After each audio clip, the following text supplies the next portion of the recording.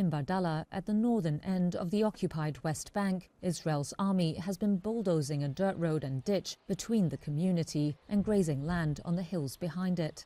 Palestinian farmers from the fertile Jordan Valley village say they're worried they'll be excluded from pastures, lose livelihood, and eventually be driven from the village. That's what's happened in other parts of the West Bank. Farmer Ahmed Abu Dahouk says it's already happening in Bardallah. Since the settlers came here, we were prevented from all these areas. This affects the sheep. No warm areas, no vegetation to feed them. The area they used to feed at was huge. Today we can no longer be there.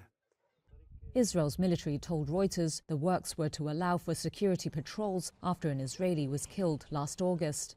It said the passage would allow for the, quote, continuation of daily life. Jewish settler outposts have appeared around the village since last year. Local families and Israeli human rights NGOs told Reuters the settlers intimidated semi-nomadic Bedouin shepherds to abandon their camps in the area. Those who are still there say they now live in fear of the Israelis. We started to do guarding shifts for our children. We set up this tent as a surveillance and guard room. We take turns from after the dinner prayer until after the dawn prayers. Israel's military has occupied the West Bank since the 1967 Middle East War. Jewish settlement building has roared ahead under Prime Minister Benjamin Netanyahu, now further emboldened by the return of Donald Trump to the White House. Most countries consider these settlements to be illegal. But since the start of the Gaza war in October 2023, rights groups have documented at least 43 new outposts built in the West Bank, sowing the seeds for future settlements. Palestinian Authority figures show at least 7 were built in the Jordan Valley. As outposts arrived, violence has also increased, locals and rights groups say, sharing video said to show attacks on Palestinian homes and schools.